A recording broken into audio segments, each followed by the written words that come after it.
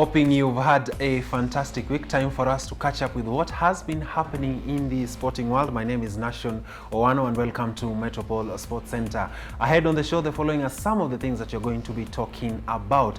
The fixtures for the Olympics have officially been released, and you're going to be talking about how the Kenyan squad, that is the Shujaa and the Lionesses, have been pitted in their respective pools. Apart from that, you're going to be talking about the Royal Golf Open that took place this past week, and the winner was officially crowned. We are going to be talking about that. Apart from that, I'm going to be joined in studio by Catherine Ndungu, who's the marketing manager for Whitecap Lager. We are going to be talking about their whole partnership with relation to the Rhino Chat that is slated to be taking place on the 17th of July. That is basically like a week from now. Apart from that, again, I'm also going to be joined by our resident analyst, that is Ian Ketanyi. We are going to be talking about the respective fixtures that were honored in the Euro 2020 competition. The final has already been settled. Italy is going to be playing against England in this coming Sunday. On to first things first. The preparations for the Olympics are in high gear.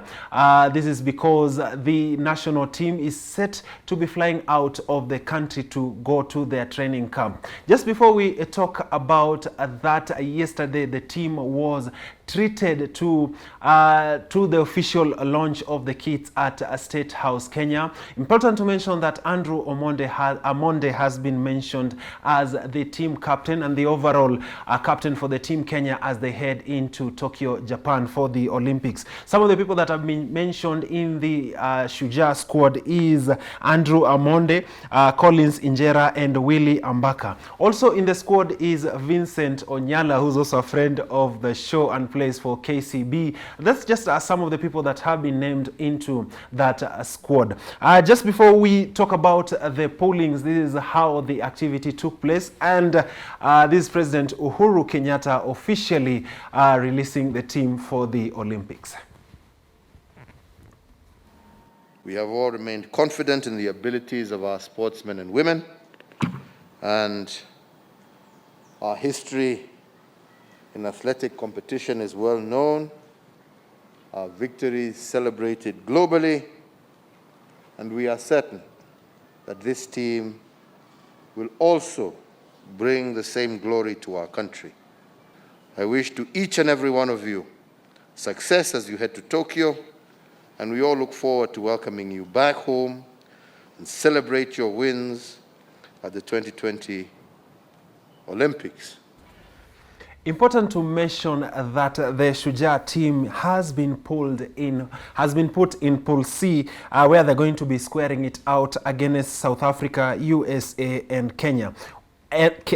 And Ireland, I beg your pardon. All the games that are slated to be played on the 26th of June, that is the Shujaa team is set to play USA on the 26th of July, and they're also expected to play South Africa on the 26th of July. The Lionesses team, which has been pulled in Pool A, they are going to be playing against New Zealand, Russia, and Great Britain on the 29th of July and the 30th of July, respectively. Important to mention that Philadelphia Orlando has been named as the official captain of the Kenya Lionesses team under the leadership of Camille, who also has done an impeccable job in ensuring that the team is always in a top form. Away from matters Olympics, just before we move from matters Olympics, the main topic of conversation with relation to the whole Olympic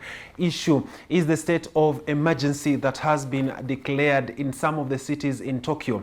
Now, within the city of Tokyo, fans have been barred from getting into the stadium or attending the event. That's a topic that has elicited a lot of reactions from different stakeholders of the Olympics, and you're going to be seeing for the first time in the history of the Olympics where the competition is going to be without the pomp and the glory that is usually accustomed that is usually a part when fans are part of that particular game. Away from matters Olympics, now the Royal Ladies Open tournament took place this past week, and golfer Frankly Gishuru hit an impressive gross 98 on countback to emerge the overall winner of this year's Royal Ladies Open golf tournament that was played at the Par 72 Royal Golf Club. Now, Chanel Wangari won the gross category after returning a gross 98 on countback ahead of Naomi Wafula, who hit 79 strokes on countback